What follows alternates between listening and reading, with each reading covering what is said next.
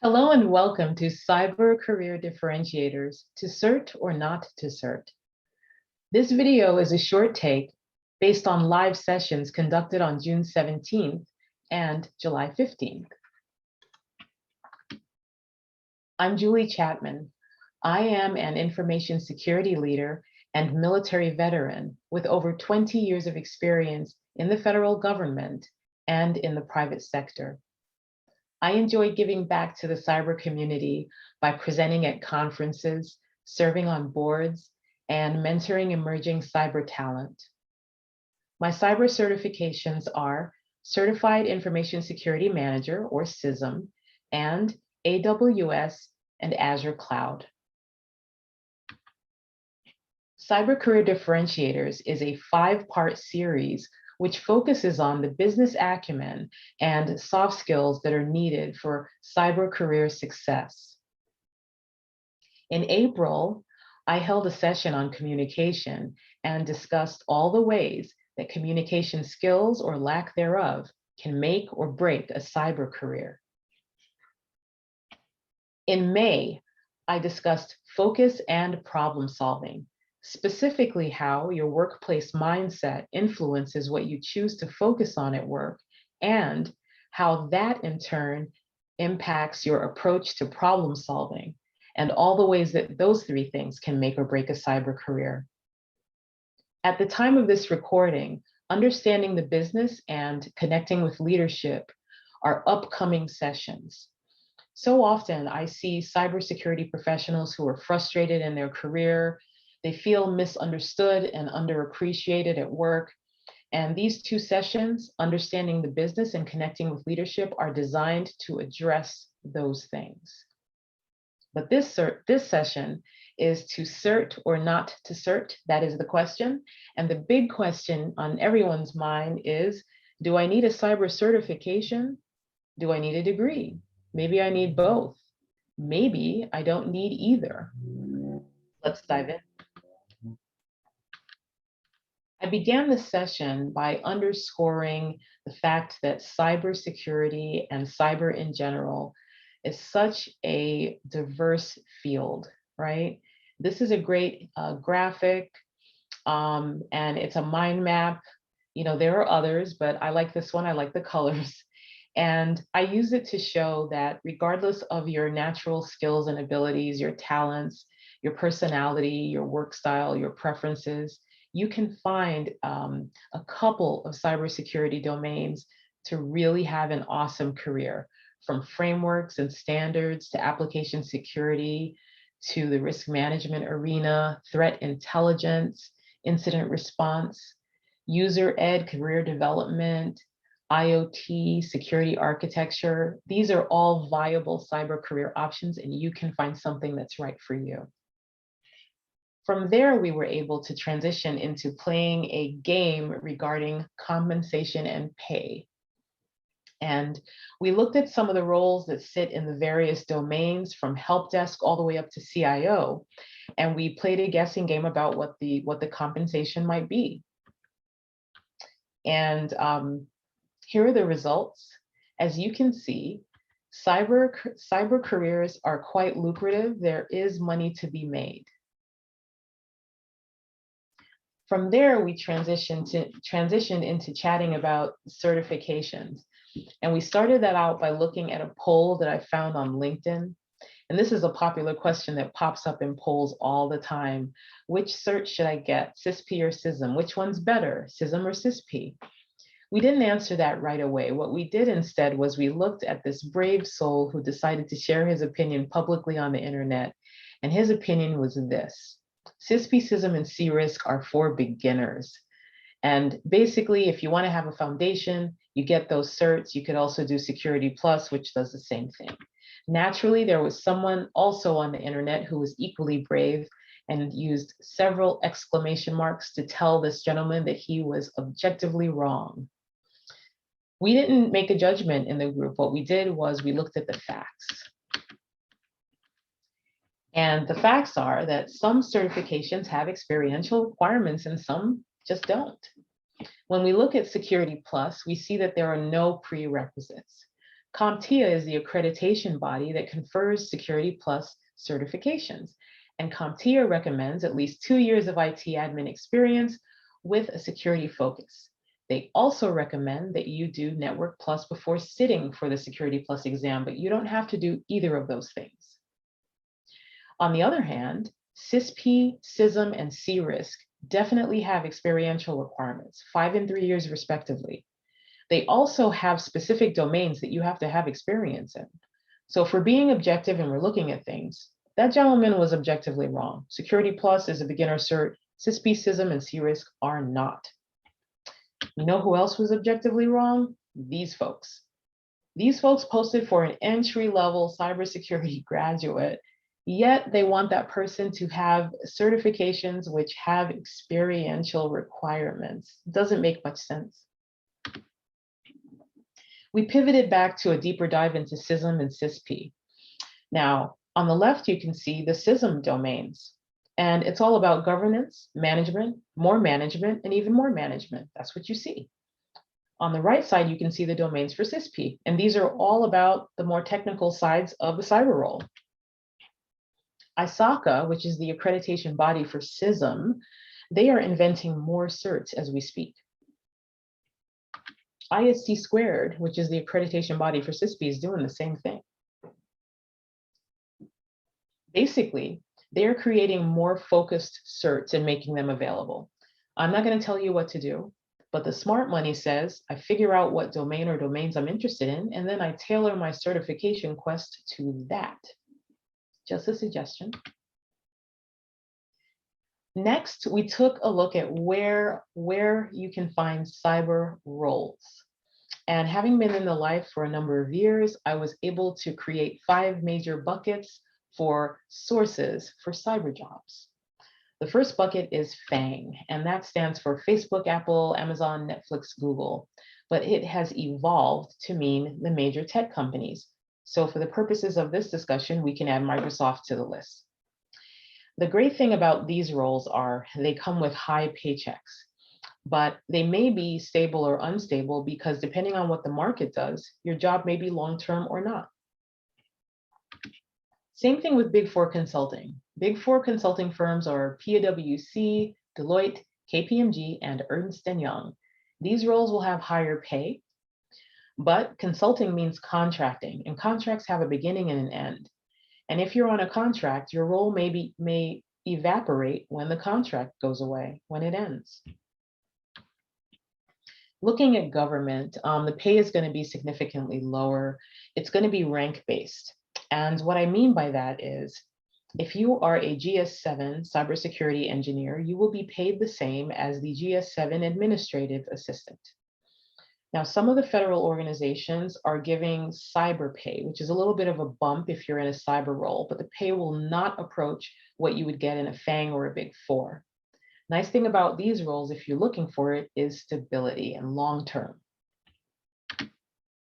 Industry roles will be variable along the dimensions of pay and stability because the industry basically goes with what the market bears. So if you're in entertainment industry, maybe you're in pharma, manufacturing, could be anything. So the pay is going to be variable and the stability will be the same. When we're talking about schools, we're talking about either school systems or individual institutions, and the pay will vary there as well. For example, if you have a cyber role at Harvard, you may make more money than someone who has the same cyber role in a rural school system, in a small town, perhaps. But these jobs are stable. Now, after we looked at the buckets, we dove into the question. Do cyber professionals need a certification, a degree, both, or neither? And we took a very analytical approach to this. We did a random sampling of job vacancy announcements from LinkedIn across all of the buckets. We used blue to indicate experience requirements, green to indicate education requirements, and silver for the certs. We started off with FANG and Facebook. This is a public policy manager role. As you can see, minimum quals are education, experience, and we don't see any mention of certifications here. Next, we go into another Facebook role, PM for cybersecurity law and investigations. Minimum quals are a degree and experience.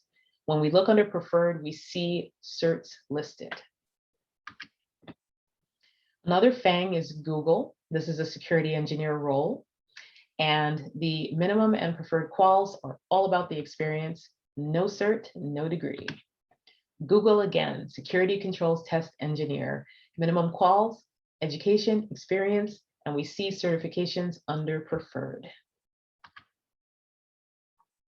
Amazon Web Services, cyber fraud investigator, basic quals, education and experience.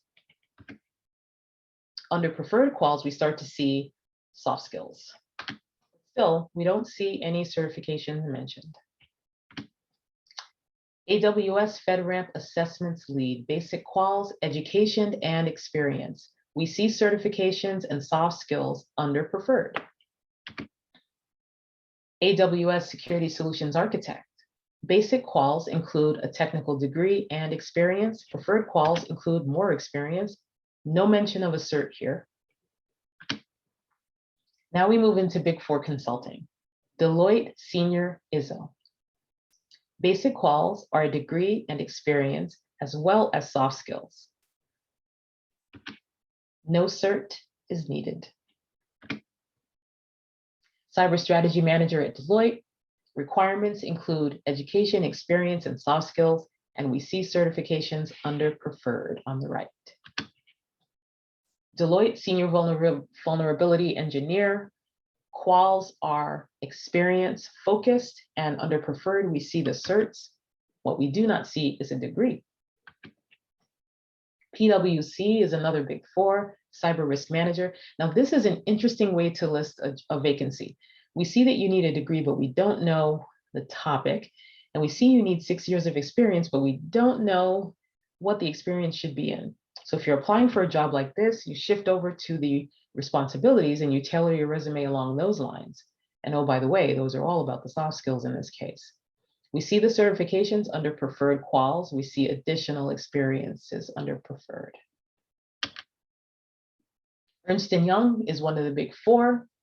This is a senior analyst role. On the left, you see the skills and attributes for success are all about the soft skills. Basic quals are experience. Interestingly, they also put in that you need a valid driver's license, which was a very interesting choice.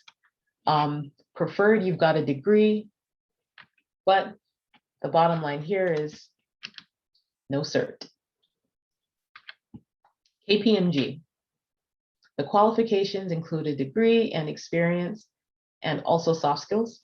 However, no cert is mentioned. Now we shift to government. usajobs.gov is where the federal government lists all of their job vacancies. Here I did a search for 2210, which is information technology. There's about 600 jobs. Next, I did a search for 1550. You can see that at the top here, although it was not captured in the keyword area, but it's up here at the top, 1550. That is computer science. And there are about 70 jobs there. So let's just say we've got between 600 and 700 vacancies in IT in the federal government right now. Now follow along. The next thing I did was a keyword search for CISP. I got 4 jobs back. I did a search for CISM, 1 job came up. I'm sharing this to show that CISM and CISPs and other cyber certs are not necessary. They're not for a federal job. The other thing to know is that during the last administration, the education requirement was removed. So 1 + 1 is 2, right? And if you're trying to get into cyber, aim for one of these roles. Aim for one of these entry-level roles. Going into industry, this is a bank. The required qualifications were simply around experience. They've got desired and other, and they include soft skills, experience. We have certs at the bottom, but some of the soft skills were so important they repeated them. That's interesting. And then on the right here, you can see that these are 6-figure jobs that do not have degree requirements. That is very interesting.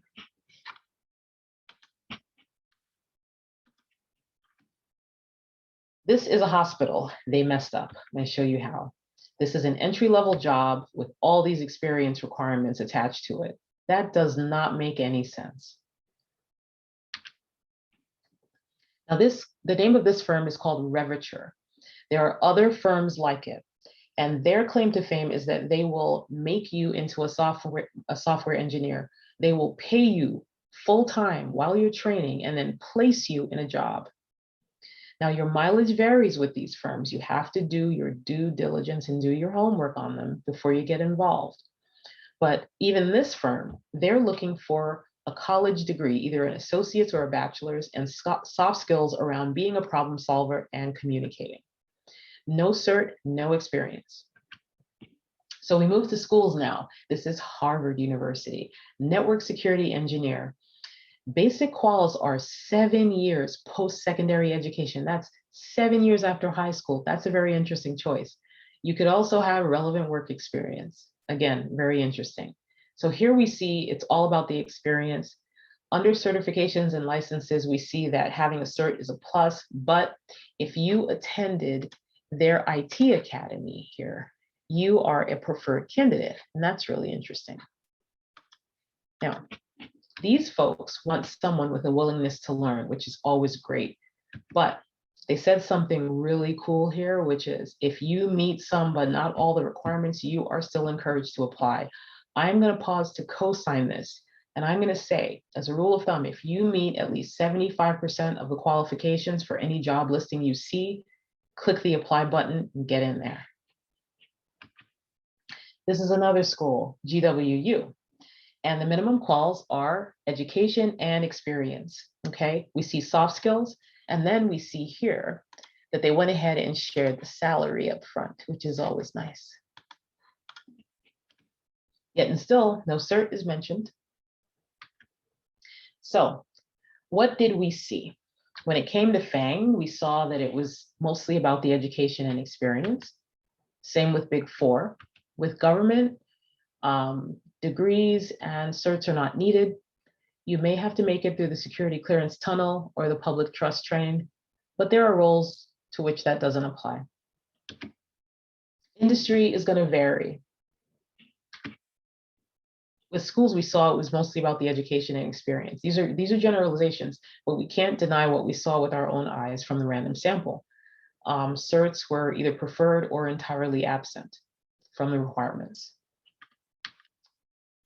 Next, we moved into a little bit of a role playing. I asked the audience to pretend that they were hiring a help desk technician. The requirements were very simple and straightforward. You had to have a high school diploma and at least 1 year of help desk experience or a bachelor's in computer science or a related field. Of course, we wanted someone with the soft skills, communication, because that tied directly into the duties. We have 2 candidates, and the audience was asked to volunteer to tell us which candidate they would hire and the rationale, and we picked several people from the audience. It was pretty much an even split between candidate 1 and 2, but objectively looking at this, both of these candidates are qualified. This candidate qualifies with their high school diploma and their experience, and this candidate qualifies with their 4-year degree. They both did well in the interview. These candidates are both qualified. Now, what some people did, what most people did actually, is they chose a candidate based on how the candidate related to their situation. For example, if I was somebody that did not have a 4-year degree, I was more likely to state that I would pick candidate 1. Conversely, if I was someone that had a degree, I was more likely to pick candidate 2. I'm going to caution against that type of rationale, and I'm going to say, you have to be more objective when you pick people to work on your team. A diverse team is a better team. It performs better, it just is better. The other thing is, why get sued, right? So my answer to the question was, I'm not going to pick right now. I'm going to leverage my colleagues. I'm going to ask my colleagues to interview these candidates and send me their feedback in an email, and then I'm going to go from there. But no matter what, I'm going to be objective. And it's not going to be about the candidate which I most closely relate to. So the burning question, what do I really need? The answer is it depends. And that's because you're unique.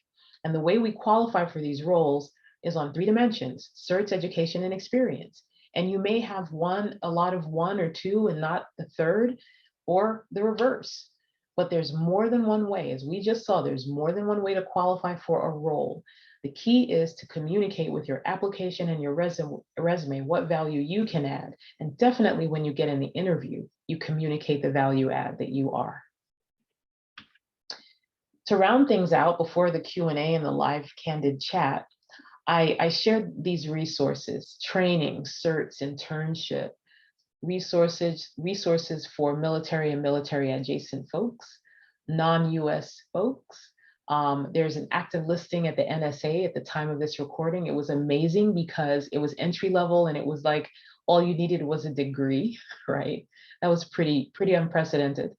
I shared the best way to get into a consulting firm and where to find higher ed jobs. Really had a lot of fun with this session, and it was really popular, so we had to offer it a couple of times, my facilitator and I. And thank you for watching this. If you have any questions, please email me at cybercareerdifferentiators@gmail.com. Please remember to click like and subscribe to the channel. And I am hoping to see you and meet you personally in a future Cyber Career Differentiators session.